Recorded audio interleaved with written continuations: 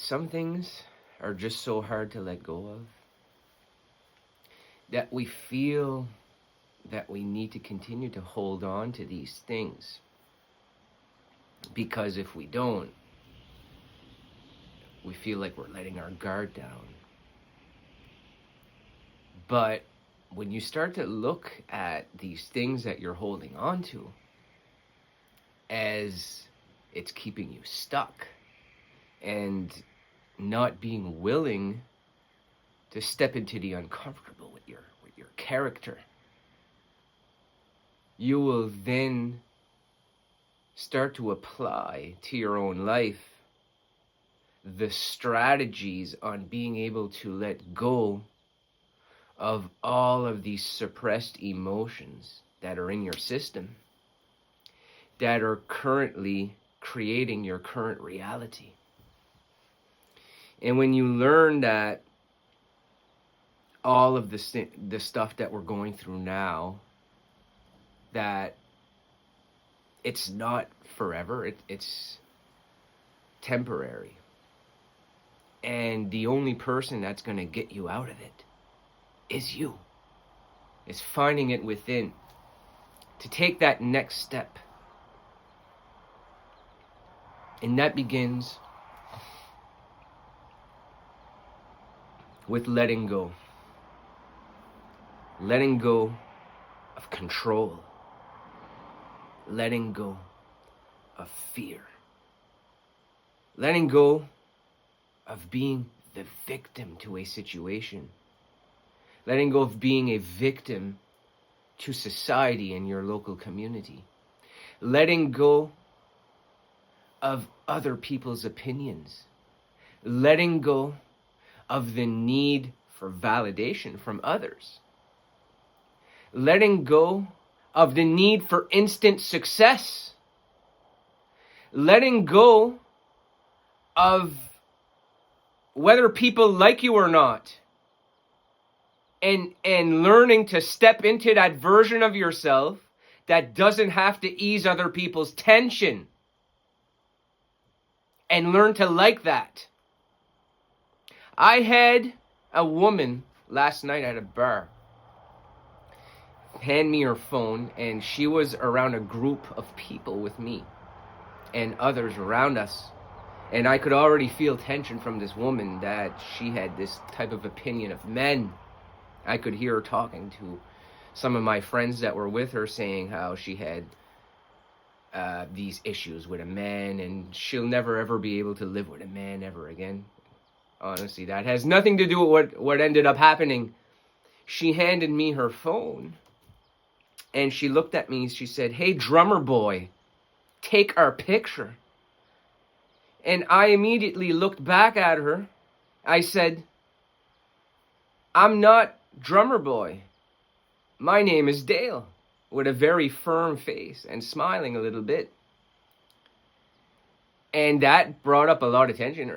"Oh, I didn't mean to disrespect you, blah, blah, blah." And then I could hear her talking some negative stuff about me to one of my friends that was with her. And I couldn't hear anything because we were in a bar and things were very loud. Honestly, that type of environment is not a place where I want to be. And it is not in alignment with where I'm going in life. But this example here, me having the strict boundary immediately with a woman that kind of disrespected me or belittled me by saying, "Hey, drummer boy," like as if she didn't have to acknowledge that I had a name or whatever, and I didn't really give a shit if she cared about me, knew my name or not.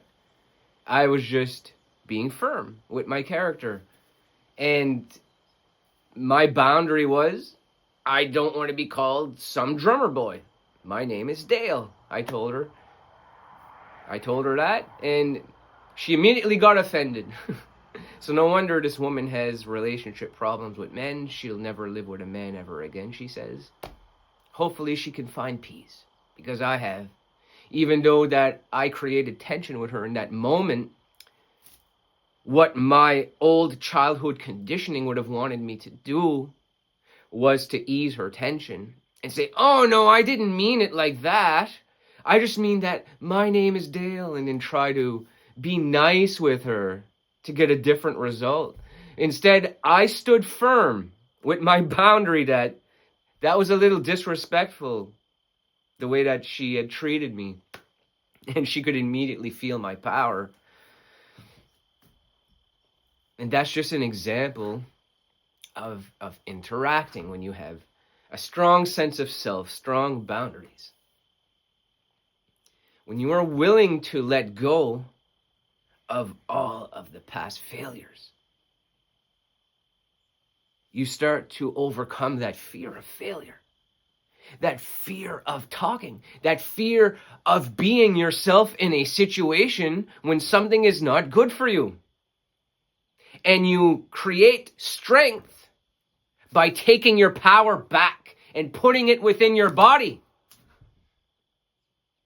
Because detachment is reconnecting with your energy. Detachment. Not caring about a result. Not caring about someone's opinion. Not caring if they like you or not. But caring about how you feel about yourself. And knowing that you are good without other people's validation, opinion, or wanting to be in your life or not. And really, that is just an illusion that we need to look a certain way to receive validation from others. When really, when you are being your real self and not afraid to create boundaries and be yourself, or in like that situation where someone kind of disrespects you, you have the authentic power to tell them what is good or not good about how they are treating you. And that comes with your social media relationships, your in-person relationships, your relationship with people in your immediate family. You become way more stronger when you realize your strong sense of self, and you reconnect with that, and you start to work with that. And it's not being the person that's afraid of failure. It's a person that is willing to take action in a positive way to make different things come into your life that are not here now. And when they're not working, you continue to persist. And you will always, always be there for yourself. Because when you have to ease someone's tension, like that woman from last night, you are abandoning yourself in what's good for you. Now, let's say that someone is not giving you very healthy communication on social media or texting. Someone you want to have a date with. Someone you're very physically attracted to. They don't want to give you a chance. Do not abandon yourself. You need to let go of this person needing to be in your life for you to feel whole. This person needing to return your text for you to feel like you're an attractive person. And start to look at rejection in a different way. When rejection happens, it's part of a lesson.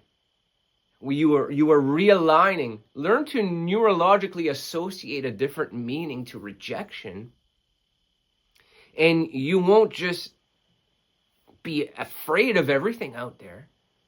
Because when you're afraid, then you're going to lose that human connection with others, which human connection is a great contributor to our energy.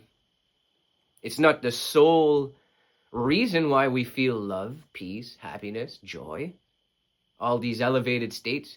You can give that to yourself simply by getting into meditation, working with meditation daily. It's a practice I have adapted for the past year and a half. When I wake up, I meditate.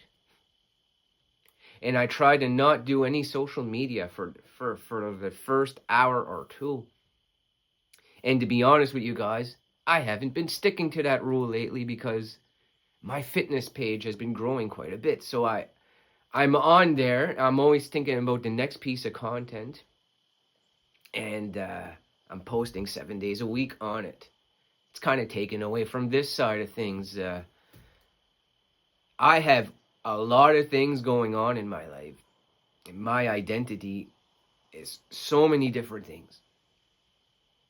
From being an HR manager and safety at a trucking company, to being a personal trainer at a gym, to doing social media content for 3 different accounts: fitness, the personal development reels, which is connected to this YouTube channel, and the ones for TikTok. And then come home after working 8 to 9 hours in an office, and then still find time to work on my physical body that day at the gym. And then come home and feel like I have to put pressure on myself to make a long form YouTube video for me to succeed on here, because if I don't make a video per day, it's not going to work. And why I'm open about that is because I don't really care how others view me. I don't care. I didn't care yesterday. I don't care today. Why I'm being that open and transparent with you about it is because that is part of a conditioning, a part of what I'm neurologically associating with success on social media or YouTube. Yes, consistency is great, but not at the expense of your health, of your mental health. So what I've been doing lately is just creating some space for myself to be in my own energy, and spending time with my wife, spending time making content and interacting on social media, but also learning to disconnect from it by a certain time of day so that I can actually get a good night's sleep that night, and then wake up and do the same thing over again the next day. So it's a very, very challenging task to juggle all of these things. And I'm also playing in a musical group. And it's all of these things combined. By the weekend, I do not have space for myself. So I have to constantly give. And I don't have enough time for energy alignment. So I'm going to have to find a way to set some boundaries and have some time for myself. And that's when I am connected with myself, my audience, my community, the content I am creating. And letting go of the character that feels like I need to cater to everyone at the expense of myself and my own mental health. When you let go of that and lean into the tension of saying no to certain things and actually having some time for yourself to relax. This is not being lazy. This is not wanting to succeed. This is doing what's best for you in creating the best version of yourself. And that's what we do here. We work on being the best version of ourselves daily. Whether it's including physical exercise in your life every day, whether it's getting into reading some personal development books. I've got lots of recommendations. Hit me up in my DMs. We don't have to create this thing for us to finally feel happy. We don't have to create these means to an end, like success, like needing to chase an amount of followers by a certain time on Instagram. It's all part of the inner child that feels like once these things come, I'll feel good about my life. But if you felt good now and just gave content for the sake of doing it because you love to do it and have fun doing it, your audience will feel that from you. But if you feel like you're just forcing stuff out, you're still stuck in the old past conditioning. If you feel like you have to force a relationship with someone who's been ghosting you. Oh, he mentioned ghosting. Watch out. Don't worry, I won't make many more ghosting videos if you guys don't like them. But if you do, I'll make more. My last one didn't do very good, but I don't really give a shit. Today's video is about letting go, a very good book to start you on this trek of letting go of your current character and creating the new one is the Letting Go book by David Hawkins, which kick-started my journey here on YouTube and personal development and creating the character that you guys see today, that is open, that is willing to help, that is loving his life now, living in the present moment, and creating content, whether it works or not. Not daily. I almost said daily, but Dale, you're creating some things that are just going to put pressure on you. I make videos when I have time, and that's when I'm going to make them. If I have time to make them daily, they'll be daily. Right now, things are too crazy to make them daily. So I'm going to make them when it is in alignment with my schedule and my path in life. So I hope you continue on this journey with me, my community, and we will be in connection on the next video.